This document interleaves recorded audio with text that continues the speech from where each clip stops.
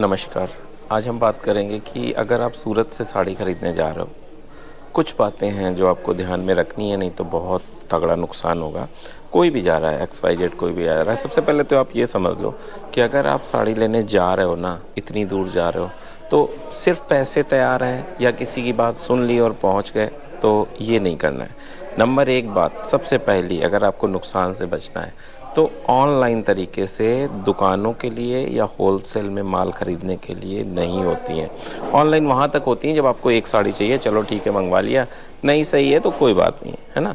लेकिन अगर आप दुकान करने जा रहे हो, अगर आप कोई नई बिज़नेस करने जा रहे हो, साड़ियों का बिज़नेस करने जा रहे हो, तो कतई नहीं, किसी भी तरीके से नहीं, आपको वहाँ जाना चाहिए और वहाँ से लाना चाहिए। आपको लगता है यार सिर्फ 25,000 का माल ख़रीदना है, तो भाई मैं आपको यहाँ पे बहुत साफ शब्दों में बोल रहा हूँ, अगर आपको 20-25,000 का माल चाहिए ना, तो आप बस सीधे अपने होलसेलर के यहाँ जाओ, वहाँ से ले लो, फ़ायदे में रहोगे। नहीं तो अगर आप किसी भी तरह के डाउट में फंसे, किसी भी तरीके की आपने ये सोचा कि नहीं बचत हो जाएगी, कुछ वहाँ जाके बच जाएगा, भाई क्या बच जाएगा। आप मेरी बात बहुत ध्यान समझो, 20,000 में अगर आपने कोई साड़ी ली, आप महिला हो या कोई भी हो, अगर आपने 20,000 में कोई साड़ी खरीदी है, तो आप सोचो ना, 20,000 का मतलब 20,000 में दुकान के लिए कोई साड़ी खरीदी है, तो कितना बचत कर लोगे उसमें। माना आपको अच्छा होलसेलर मिल गया, सब कुछ अच्छा मिल गया, तो कितना बचत कर लोगे, थोड़ा सा बचत करोगे, लेकिन ट्रांसपोर्ट उससे ज़्यादा लग जाएगा। नंबर एक बात।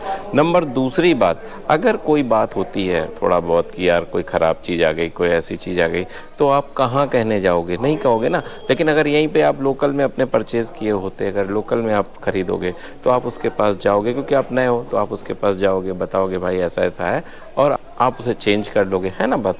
लेकिन अगर आप यहाँ पे जाके वहाँ से ही साड़ी खरीदोगे, तो भैया कुछ नहीं होगा। एक बात आप कान खोल के सुन लो, चाहे मैं कहूँ कोई कहे, है ना, कि यहाँ से साड़ी खरीद लो, वहाँ से नहीं।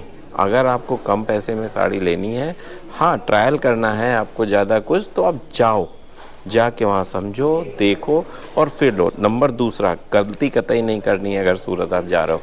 नंबर एक बात, किसी भी ऑटो रिक्शा इसके कहने पे किसी की फैक्ट्री देखने कतई मत जाओ, एकदम नहीं जाना है। अगर कोई कहता है तो कतई बात सुननी ही नहीं है। नंबर एक बात, बहुत सारी दुकानें हैं, हज़ारों दुकानें, हज़ारों होलसेलर हैं, आप हर एक के पास जाओ, जिससे बेटर लगे उससे लो।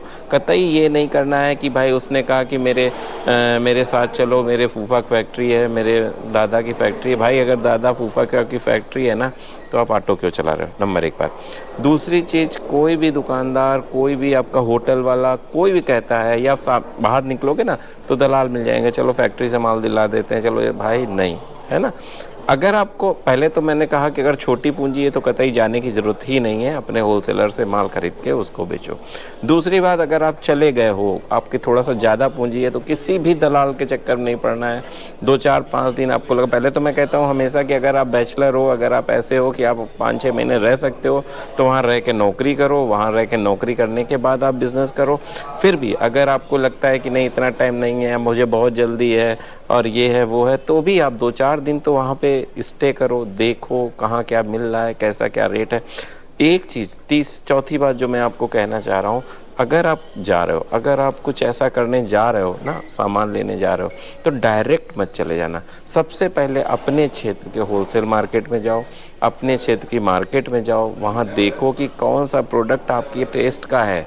देखिए, हर प्रदेश के, हर डिस्ट्रिक्ट का लगभग अलग अलग प्रोडक्ट का टेस्ट होता है। राजस्थानी प्रोडक्ट साउथ में नहीं चलता, साउथ वाला प्रोडक्ट राजस्थान में नहीं चलता, बंगाल का प्रोडक्ट जो प्रोडक्ट होता है वो नॉर्थ इंडिया में नहीं चलता, नॉर्थ इंडिया का प्रोडक्ट जो होता है ईस्ट इंडिया में नहीं चलता। जितने भी प्रदेश हैं अपने देश में ना, उनका एक अलग संस्कृति, अलग तरीके का पहनावा है, और साथ में डिज़ाइन भी अलग है। तो आप अब पहले, सबसे पहले ये देखो अपने क्षेत्र में जाके कि भाई आपको किस तरह का माल आपके यहाँ चल रहा है, खप रहा है, थोड़ा बहुत आइडिया भी हो जाएगा। अगर आप जाना चाहते हो तो की बात कर रहा हूँ, आप बड़ा कुछ करना चाहते हो, आप बड़ा शोरूम करना चाहते हो, तो सबसे पहले तो ये देख लो, और फिर बड़े इत्मीनान से सब जगह घूमो, देखो। फिर भी मैं एक चीज़ कहूँगा कि आप अपनी पूंजी का, जो आपके पास पूंजी है, उसका 1/3 आपको खर्चा करना है, और नहीं करना है, क्योंकि दोबारा और तिबारा के लिए रखना है।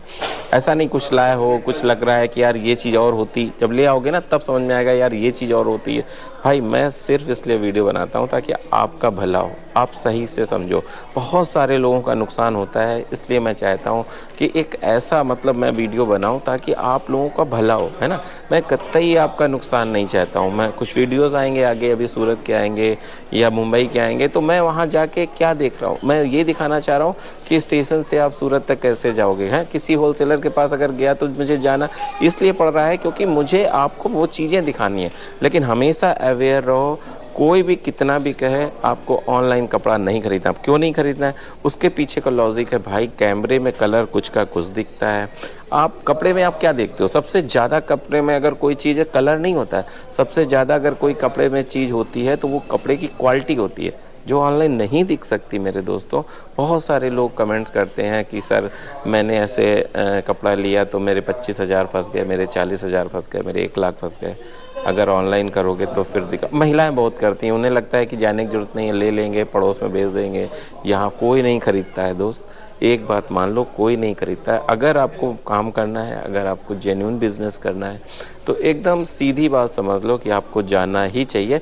अगर आपके पास पूंजी कम है, मैंने 10 बार बोला, अगर आपके पास पूंजी कम है तो आप अगल बगल से अपने होलसेल मार्केट से खरीदो और बिज़नेस करो भाई। 10-5 रुपए का अंतर आना है, बहुत बड़ा कोई अंतर नहीं आना है कि आप सोचो वहाँ पे आधे रेट में कोई सामान मिल जाएगा, नहीं मिलेगा। और जितना अंतर आना है ना, उतना आप क्या करोगे, आपके ट्रांसपोर्ट में चला जाएगा। समझ रहे हो ना मैं क्या कहना चाह रहा हूँ? तो बस इस चीज़ों को ध्यान में रखो। जितनी चीज़ें बताई हैं, अगर आप साड़ी का बिज़नेस करने चाह रहे हो तो ये सावधानियाँ आपके लिए बहुत ज़रूरी हैं। अगर आपने ये सावधानियाँ की तो आप अच्छे से बिज़नेस कर पाओगे, आगे बढ़ जाओगे। मेरा बस उद्देश्य यही है कि मेरे भारत का युवा ठगा ना जाए, मेरे भारत का युवा आगे बढ़े, मेरे भारत का युवा, पता है भारत में अभी युवा शक्ति चल रही है। 35 साल 40 साल के मतलब ज़्यादातर 70% से ज़्यादा लोग, हमारे भारत की जो जनसंख्या है वो युवा है। तो अगर युवा जागृत हो गया तो भारत अपने आप बहुत बहुत अच्छी अर्थव्यवस्था हो जाएगा।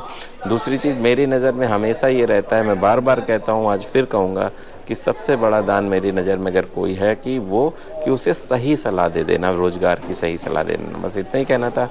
अगले वीडियो में फिर आपके लिए कोई हितकर जानकारी लेके आऊँगा, कोई अच्छी जानकारी लेके आऊँगा। तब तक के लिए नमस्कार।